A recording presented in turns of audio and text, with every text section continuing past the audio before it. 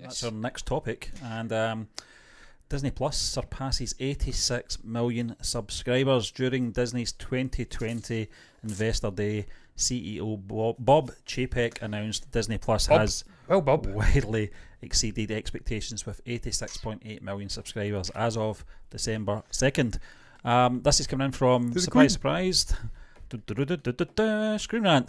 And Disney CEO Bob Chapek announced during Disney's Investor Day that doesn't sound right, does it, Stephen? It should be Bob Iger. That's just wrong.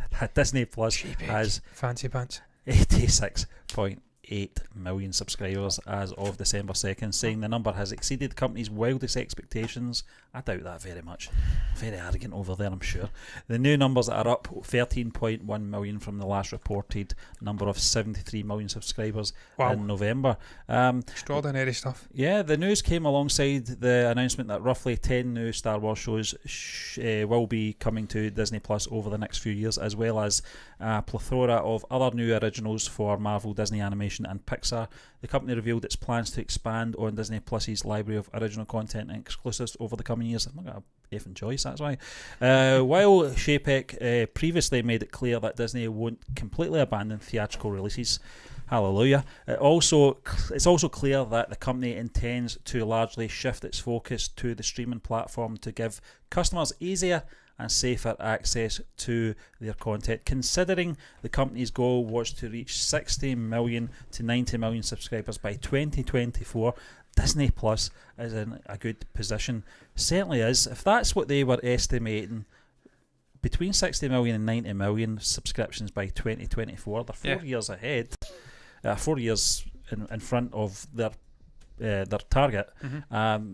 That's absolutely outstanding, John. But obviously, that goal was probably set out well before the pandemic as well.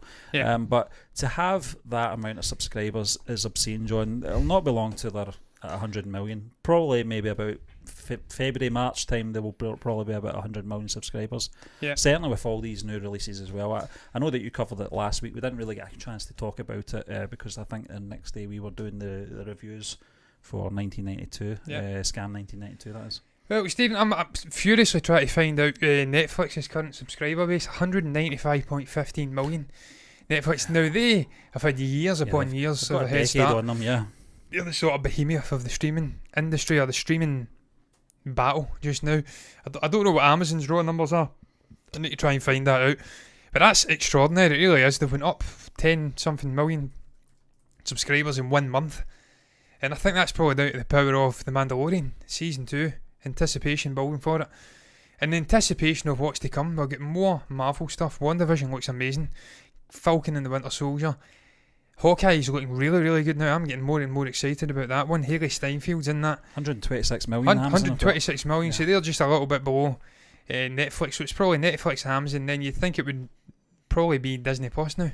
Maybe going out toe to toe with. I don't think Apple TV or TV Plus are anywhere near Disney's numbers, and it's because of that niche sort of stuff they've got going on here with the Disney brand, the animated classics, the merger with Fox, some of the family friendly Fox stuff, the National Geographic over in the States. I think they've got the likes of maybe Fox News and on the sports side of things connected in. Hulu, I think, is kind of part of it, but not really. It's separate. They've got many different things. Now we've got even more coming, Stephen. Certainly internationally, I don't know about North America, but we've got this Star Plus and Star coming out, and that's the R-rated sort of darker, more violent content, like Logan. We're getting the Planet of the Apes movies, a whole array of different R-rated stuff. Alien, I think's on there. Maybe I don't know if that was Fox. Maybe talking shite there, but I think I've seen Alien. So we're getting a more varied catalogue, and people are now anticipating that. And I think this number will only go up and up and up now into next year. I think with the news of 10 and Marvel and Star Wars TV shows coming out, all different kinds of content for younger generations, for older generations, and the continuing success of The Mandalorian, I think we're going to see this just go up and up and up. Disney have admitted, I don't know if it was Chapek or Iger, I thought it was Iger. It may have been Chapek though, because he is the man at the top now, but Iger's still hanging around. He's like Alex Ferguson. And David Moyes was in charge at Man United. The shadow, He was a shadow in the stand, looking down. So it's kind of like that. But he says that they definitely restructured the entire business. They confirmed that they have restructured their entire operation to focus on streaming content, direct-to-consumer content, not so much movies. I think they're now realising that this Netflix stuff, the onset of digital consumption, people want to stay in their houses. They've realised that is the market now. They're trying to cater to that primarily. It's not to say there's not going to be movies coming out, but with that in mind, they're just going to put more and more funds, endless bit of money into this streaming service. You've seen it with HBO Max. They're releasing Warner Brothers releases directly to the streaming service. These companies are starting to try and manipulate this streaming war to their own gain. And I think we will see Disney Plus just exploding over the next year or so, because the content coming is ridiculous, man. I would say within a decade they'll be number one. Could be, man. I think they will. I think once we get all these television series, up and running, and the strategy, to be fair to them, has been first class. And I think especially with the Star Wars stuff, last year, not even as long as last year, it was a dirty word, Star Wars. They've knocked it out of the park, with The Mandalorian, and very cleverly. And a lot of people have accused that television series, second season that is, of maybe too much fan service. That's not what they're doing. What they're doing is they're introducing these characters now, so they can branch off and do their own stuff. I can't believe as we can see from we've not had a Boba Fett TV Ahsoka show announced.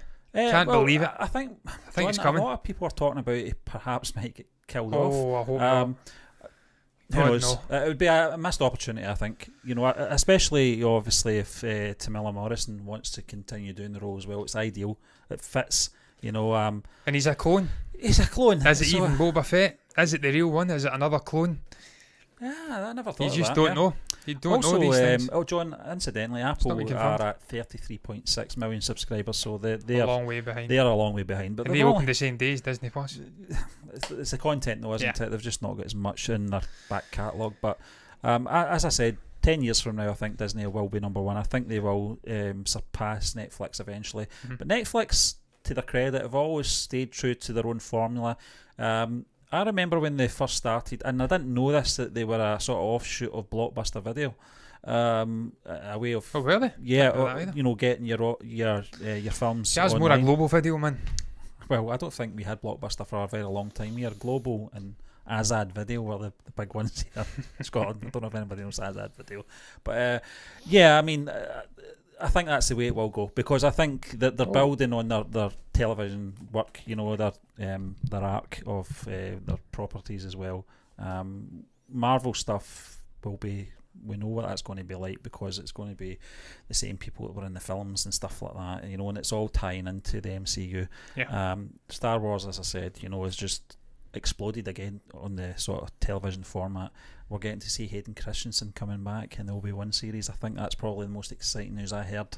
I really want to see this actor redeem himself, because I think he's owed that. He's not a terrible actor by any accounts. If you look at his dialogue, it's certainly not, he wasn't the issue. No. Natalie Portman was horrendous as well, and she's a fantastic actor. Yeah. Ewan McGregor, Ian McDermott, they were all Liam Neeson. They all had terrible lines at one point. So Hayden Christensen was just probably the underdog, the sort of unknown. Steve, did you see Dave Filoni speaking about the prequel trilogy? I tell you, it's eye-opening. This guy's knowledge, absolutely amazing. I'll need to send you the link. Prequel trilogy, right, speaking about the genius of it, how it sets up everything you see coming, and how it was an impossible task for George Lucas to sort of give us a refreshing story that we already knew the end to, and how he done it brilliantly with the duel of fates, and how the fate of Anakin could have went two ways. If Liam Neeson's Qui-Gon Jinn had survived, he would have been a completely different character. Might not have been Darth Vader. He was the father figure. Obi-Wan was more a brother figure. So when he assumed his training, he didn't really want to train him. He done it out of a favour. Right. That completely changed the fate of Anakin Skywalker. Everything. It's amazing. You need to watch the video. The guy is unreal. And that's on why YouTube, on YouTube. I have to check that Brilliant, out. man. I do like listening to Dave Filoni. He's a very knowledgeable guy. He's a very good guy as well. And he's a massive Star Wars fan, and that always helps when you're producing or directing Star Wars stuff.